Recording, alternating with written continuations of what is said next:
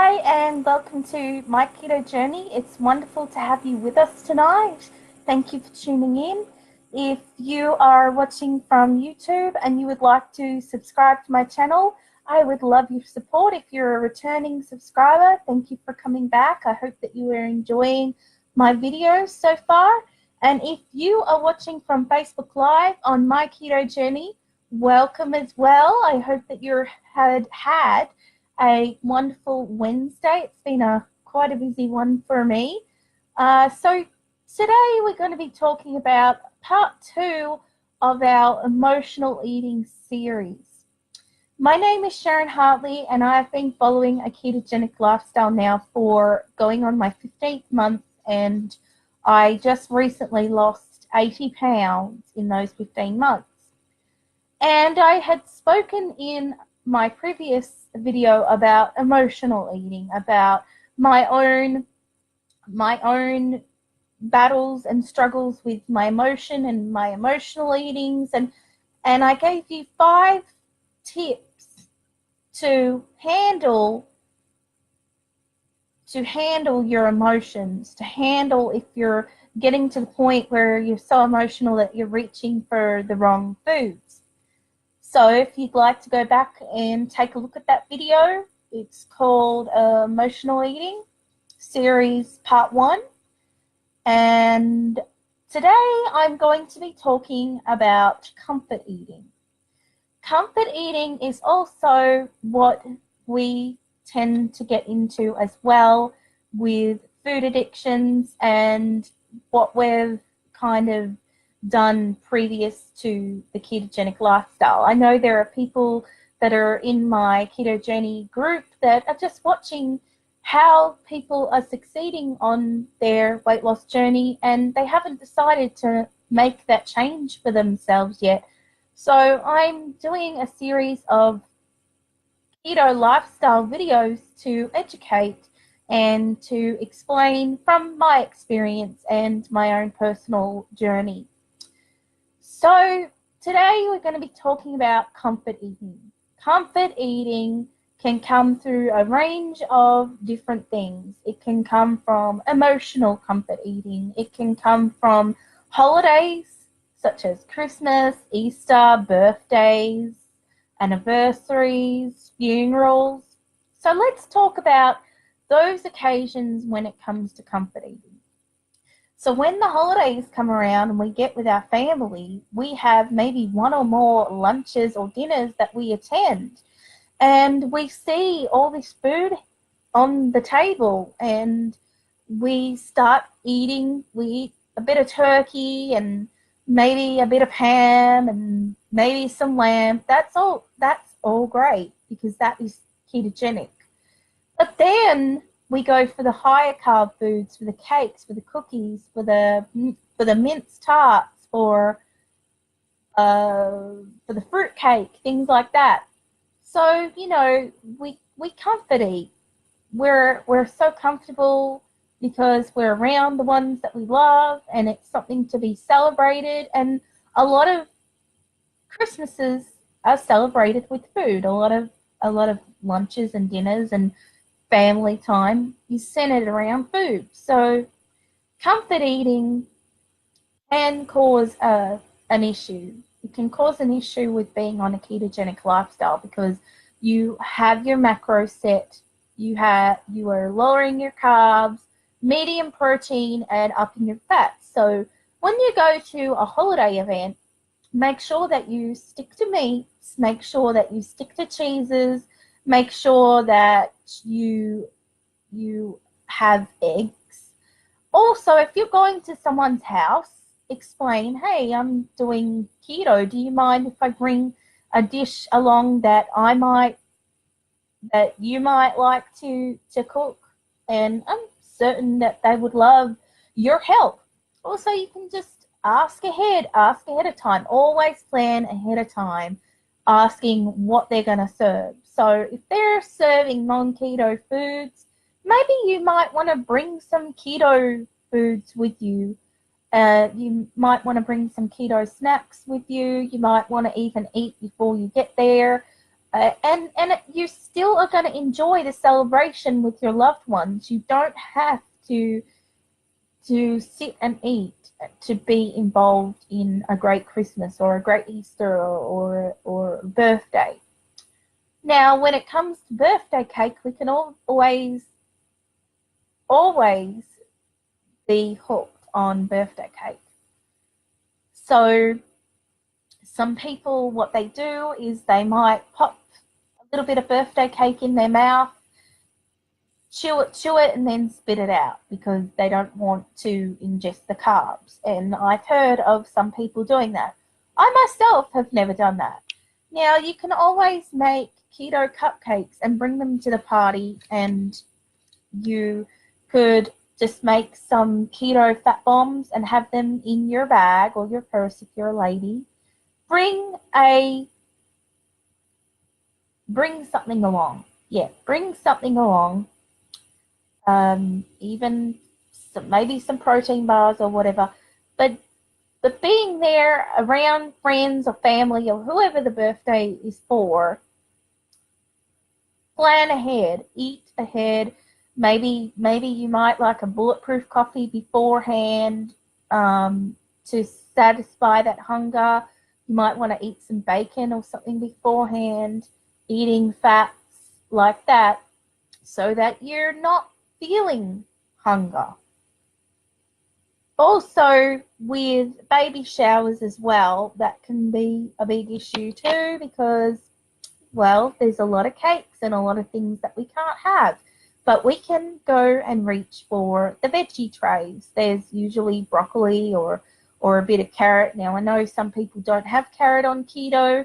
It's more of a low-carb thing. You've got to be careful of the sugars because carrots still have a higher sugar intake. But if you count it within your macros and you make room for that, then that should be fine. Ranch dips are fine to eat. Just make sure that you don't overindulge. Just enjoy being around the family. Keep yourself busy. When there's food there, we're going to tend to want to nibble and snack, and we're probably not even going to notice that we're reaching for things, and we do it out of habit. So my top tip was in the Emotional Eating Part 1 series was to chew gum. To chew gum, sugar-free of course, to keep your mouth active. So just to chew, because sometimes that's we want to kind of feel like we're involved and we want to feel like we're eating something. So chewing gum is perfect. Having a bulletproof coffee and in a vat, just continue sipping. Natural coffee, if you like to put heavy whipping cream and your favorite syrup that you like, sugar-free, of course, I use Torani syrup. And you can add collagen peptides into your coffee as well. So, just having your coffee. Talking to others while you're at events and just striking up a conversation with them. And telling them about maybe the ketogenic lifestyle because you're so happy with the way that this lifestyle is and that you love the food, and you might be helping that person make a better choice for themselves. You might hear someone that's struggling with their weight and they've tried everything, but they haven't tried keto already. So share the information that you know around. Comfort eating when it comes to emotional feelings, such as that time of the month for us women, we tend to comfort eat, don't we? We tend to reach for the chocolates. We wallow in with the ice cream, the ice creams and the cookies and things like that. You can make ketofied cookies and you can make keto ice cream, but make sure that you don't go over the top. Make sure that you only have half a cup of ice cream. Keep yourself busy. Do word puzzles, do crafts, do crocheting, knitting, cleaning. Someone mentioned scrubbing their wooden floor with a toothbrush. House cleaning, cleaning your bath out, going for a walk, definitely going for a walk. If you feel like you want to eat, get out and walk. If it's at night and you can't walk, then do something that is going to keep your mind occupied. Keep your mind occupied. Do a puzzle. Do a word puzzle or a jigsaw puzzle. Spend time with your kids. Help them with their homework. Help them with their homework. Help them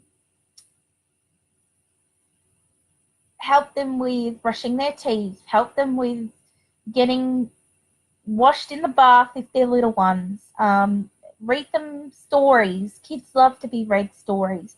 Spend that time that you're focusing on comfort eating with your kids or your loved ones.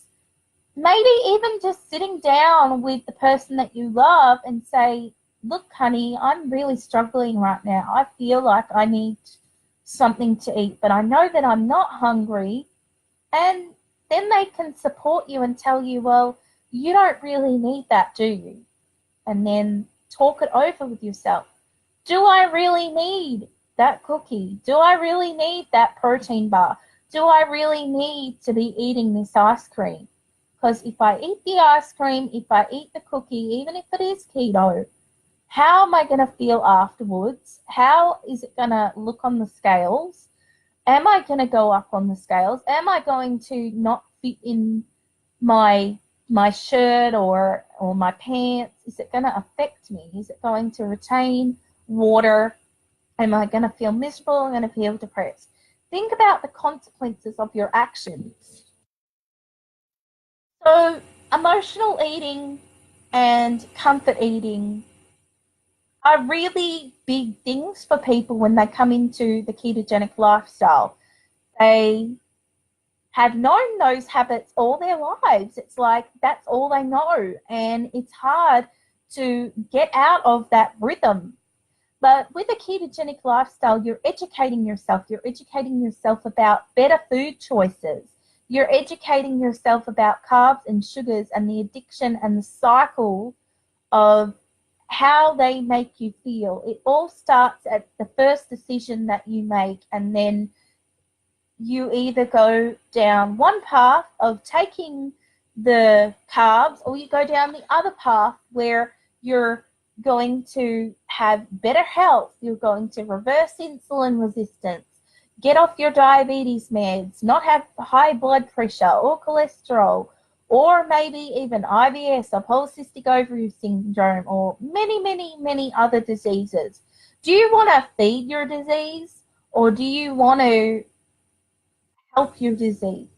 Do you want to just limit and say, bye, disease, I don't want to live with you anymore. You're not welcome in my body. I'm only going to eat whole foods, holistic foods. I'm only going to eat real foods, no more chemicals, no more toxins, no more sugar. I can tell you from experience that real sugar has not passed these lips in 15 months. I have gone for artificial sweetener, but even artificial sweeteners you have to be extremely careful with too, because if you have been an emotional eater and you are a sugar addict like I was, it will trigger you. So stay away from any of those foods that are going to trigger you. Maybe only do the keto sweets once a month. I only do it once a month. My husband and I, we might do 3-ingredient peanut butter cookies. And that satisfies our sweet tooth. That satisfies our cravings. But also, if you're having cravings and you're wanting to comfort eat, make sure that you drink plenty of water. Make sure that you make good choices with your foods. There's also people that binge eat on the ketogenic lifestyle as well, and we will be talking about binge eating in my next video. So if you're a comfort eater on the ketogenic lifestyle, try to incorporate some of those tips that I've told you about and see how that works for you. If there's something that you would like to share on how you deal with comfort eating, then please comment in the comments below. I would love to hear how we all cope differently, because my advice is going to be different from someone else's advice, and we're all in this together. We're all here to support one another and get through the bad days. So instead of comfort eating, reach out to someone that you're close to, someone that you love, maybe even someone that you don't know. Sometimes speaking to someone who doesn't know everything about you, sometimes that helps. I have people that I talk online with all the time, and I might not ever get to meet them in real life, but I feel that I have that connection with them. I have that, I can relate to them. And I think that's what we need. We need that support system. So find a support system on Facebook or on YouTube. Find 5 support groups, 5 small ones, because ones that have a lot of members are not going to have time for you. So find some support groups that have the time to get you through those difficult days, because we all have them. We're not just here to talk about the great times with keto, because there are times where we comfort eat when we're sick. We don't want to go in the kitchen and we don't want to spend an hour on cooking. We might just want that chicken noodle soup. But, you know, we might not want to go in the kitchen and make bone broth. Sometimes keto can be difficult, especially if you've got the flu and you have no one to cook for you and you're by yourself. It can be rather difficult. So talk through your emotions, talk through your comfort eating. Even say, like, talk aloud to yourself. It may sound, some people say it may sound crazy, but I don't believe it is. I don't believe it is. Self-talk is good, but, you know, don't listen to that negative self-talk. Keep positive. Keep positive with your journey. Take care, guys. I hope that you enjoyed this video and you can maybe relate to some of the things that I've said. Don't forget to like and subscribe. I appreciate your support. Keto on. Bye-bye.